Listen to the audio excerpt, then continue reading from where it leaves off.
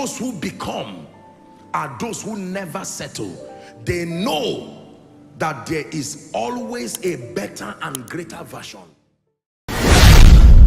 It will never tire me to share with you my vision. I don't share too many of my experiences.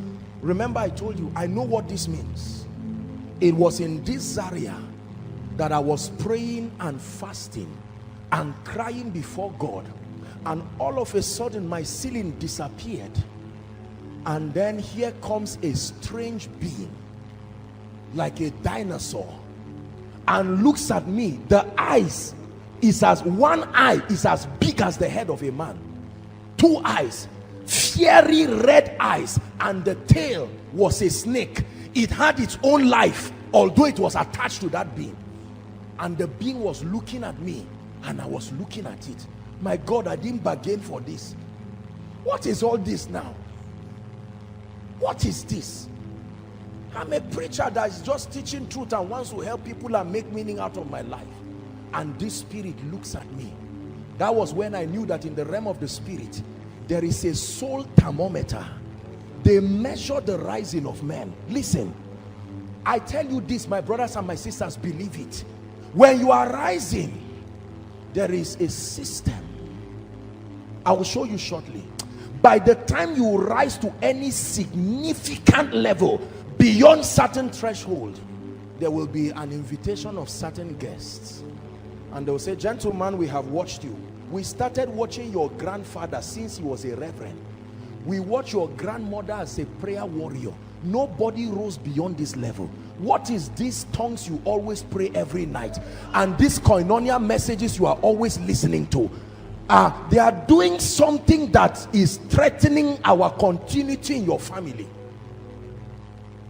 When that spirit appeared, I looked at it, it was looking at me, and this is what it said: so you think you can bring God's people into abundance? That was the conversation. Wow, what devil is this? It was from that day I knew that men can be gatekeepers. They can. You don't knock when you have a key. You only knock so that somebody who has the key will open. But when you have a key, the Bible says you should knock because you don't have the key. But when you have the key, knocking ends.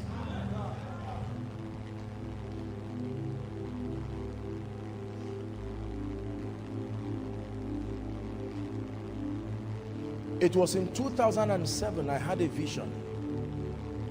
Many things happened in that vision, but that was when the Lord revealed to me his wealth agenda for the church. I mean, people like Ejimi are really the ones anointed with the mantle and the grace for wealth. I'm just somebody who knows God and understands the counsel of God. Like Paul, I have met these spirits. I know they are real.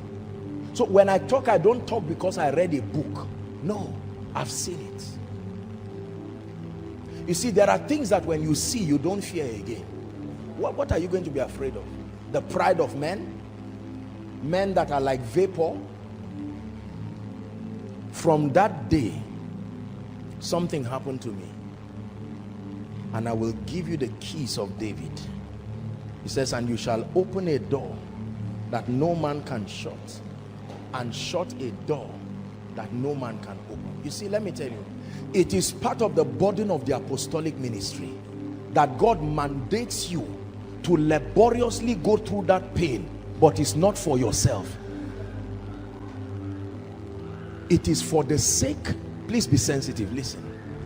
There is a grace from that encounter. When I got that thing, I knew, case closed. Not for me, not for the ministry. These horns will never lift up themselves, their heads again. My brothers and my sisters, in any case, you must give your soul to someone. Bow to me, otherwise you will enter the fiery furnace. Do you now see why Christians are the ones suffering more? Aside from our pride and our refusal, the devil particularly made sure that he takes our case personal. The moment you are making an altar call, they are watching you from the realm of the spirit.